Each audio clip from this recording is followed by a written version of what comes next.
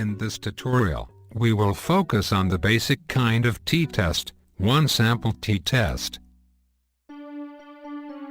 A t-test is any statistical hypothesis test, in which the test statistic follows a student's t-distribution, if the null hypothesis is true. Let us illustrate it with data. Let x and y be the variables of interest, such as the weights of chocolate produced, the heights of students studying statistics and so on. X and y are assumed to be independent observations, and both follow normal distribution with mean, mil x, mil y, and variance sigma x square, sigma y square respectively. There are several kinds of t-test, including one sample, two samples with equal or unequal variance, and paired t-test. One sample t-test is to test the mean of one group against a hypothetical mean. To carry out one sample t-test, we assume x is independent and identically distributed, and follows a normal distribution under the null hypothesis, and population variance sigma x square is unknown. Let us look at an example. Eric has bought 30 boxes of chocolates. The average weight of the boxes is 48.4 gram per box. However, the producer claims that the weight of each box of chocolates is 50 gram per box. Eric doubts that the products are in fact lighter than what the producer claims. How can he prove that? We can see that there is a difference between the means 1.6 gram per box, but we cannot be sure if that is a significant difference. In this situation, what should we do? We need to choose a suitable test depending the situations. If the population variance sigma x square is known, z-test should be used. If the population variance is unknown, one sample t-test should be used. How to carry out one sample t-test? It is very simple. First, set up the hypothesis. Second, calculate the test statistic. Third, construct the rejection region. Lastly, make the decision whether reject the null hypothesis or not to reject it.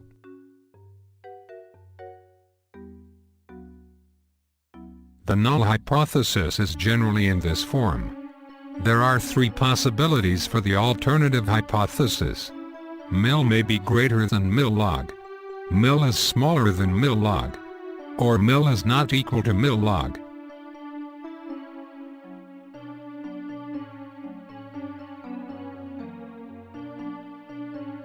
In order to compute the test statistic, let x1, x2 to xn be the observations of a sample from a continuously distributed population. The sample mean and sample variance are computed using this formula. The test statistic is therefore calculated using this formula, which follows t-distribution with n-1 degrees of freedom, where mu log is the hypothetical mean and n is the sample size. The test statistic t follows t-distribution with n-1 degrees of freedom.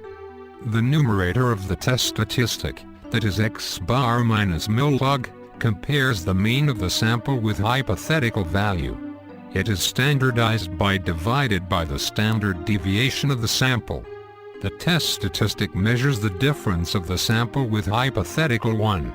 If the difference is too large or too small, the result shows that the sample mean is significantly different from the hypothetical mean. Here is the proof of the test statistic following t-distribution, with n-1 degrees of freedom. By central limit theorem, z is in the form of equation 1. Then, we define a statistics, u, as the form of equation 2, and it follows chi-square distribution, with degrees of freedom n-1. By definition, t-distribution is equal to a standard normal distribution, divided by the square root of a chi-square distribution over its degree of freedom. If we put equation 1 and 2 into equation 3, we have the result. Hence, it is proved that the test statistic t follows t-distribution with n-1 degrees of freedom.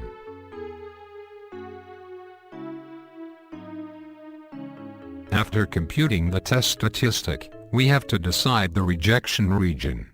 It is different for different alternative hypotheses. If the alternative hypothesis is μ greater than μ log, the rejection region is the test statistic greater than T alpha of n-1 degrees of freedom. If H1 is μ smaller than μ log, the rejection region is the test statistic smaller than negative T alpha with n-1 degrees of freedom. Lastly, if the alternative hypothesis H1 is μ not equal μ log, the rejection region is the absolute value of T greater than T alpha over 2 with n-1 degrees of freedom. T alpha can be looked up in the T table.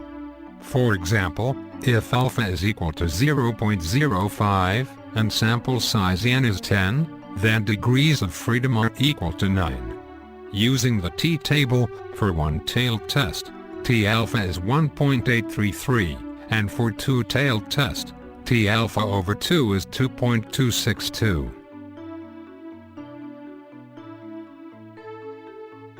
Based on the value of the test statistic and the rejection region, we can decide whether reject H0 or not. If the test statistic is within the rejection region, H0 is rejected at alpha significant level. Otherwise, H0 is not rejected. Now, let us get back to our example. The weights of the boxes are as followed.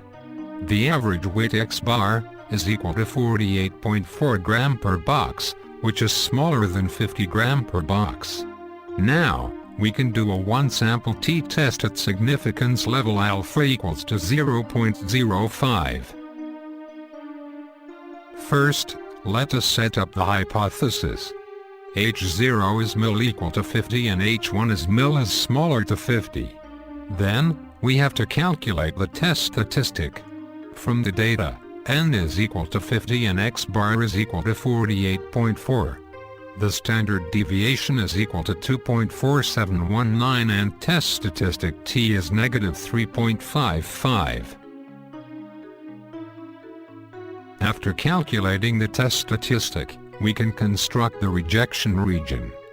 T should be rejected if it is smaller than negative T 0.05 with degrees of freedom is equal to 29, which is equal to negative 1.699. Since the test statistic is smaller than negative 1.699, H0 is rejected at alpha equals to 0.05.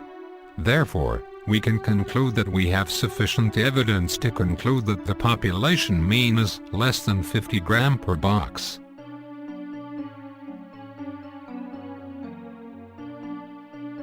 Here are some exercises. You can try it yourself to test how well you understand the topic.